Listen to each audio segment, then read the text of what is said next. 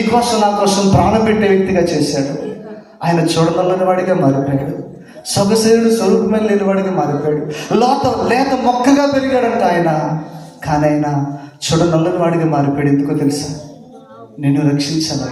నీవు నేను నరకానికి వెళ్ళడం ఆయనకి ఇష్టం లేక మన కొరకు ప్రాణం పెట్టాడు. మన కొరకు బ్రతిమలాడుతున్నాడు. తండ్రి వీరి కొరకు నేను ప్రాణం పెట్టానయ్యా, ఈ ఒక్క సంవత్సరం అవకాశం నేను వీరిని నీ సన్నిధికి నడిపిస్తాను. దేవుని సన్నిధిలో ఉన్న సహోదరి సహోదరుడా, ఎలా ఆలోచన చేస్తున్నావు? నువ్వు దేవుని సన్నిధికి వస్తున్నావు, వెళ్ళిపోతున్నావు. ఆయన నీ కొరకు పడిన ప్రయాసను మర్చిపోయావా? ఆయన నీ కొరకు కాల్చిన రక్తాన్ని మర్చిపోయావా? ఆయన నీ కొరకు నా కొరకు బలిగా అర్పణగా అర్పించబడ్డాడు. ఈ విషయాన్ని మర్చిపోయి విందులకు విలాసాలకు ఎంజాయ్ చేయడానికి, సంపాదించుకోవడానికి, సమకూర్చుకోవడానికి ఇది సమయమా?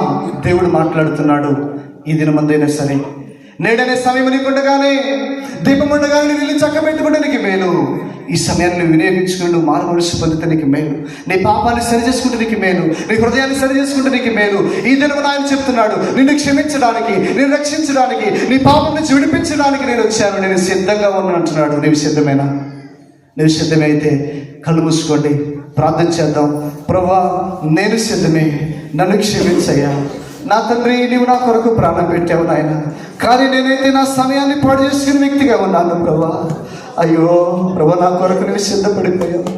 మరణానికి వెళ్ళడానికి కూడా సిద్ధపడ్డావు నాయన, కానీ నేనైతే సమయాన్ని పాడు చేసుకుంటూ ఇప్పుడు కాదులే అని గడిపే వ్యక్తిగా నేను విడిపోతున్నాను ప్రభా.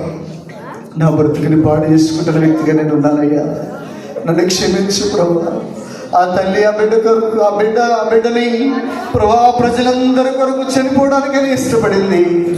అయ్యో ప్రభా, నువ్వు నా కొరకు ప్రాణం పెట్టడానికి ఇష్టపడ్డావు, కానీ నీ కొరకు బ్రతకలేని వ్యక్తిగా నేను ఉన్నాను ప్రభా.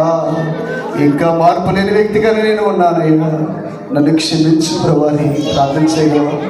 ఓ సహోదరి, నీకోసమే దేవుడు ప్రాణం పెట్టాడు. ఓ సహోదరుడా, నీ కొరకే దేవుడు రక్తము కాచినాడు. ఆశుందా? ప్రార్థన చేస్తావా? దేవుని సన్నిధిలో చిన్న ప్రార్థన చేసుకో. విన్నటువంటి వాక్యాన్ని బట్టి ప్రార్థన చేసుకో. ప్రతి ఒక్కరు కూడా ప్రార్థన చేసుకుందాం. ప్రతి ఒక్కరు ఎవరు మౌనంగా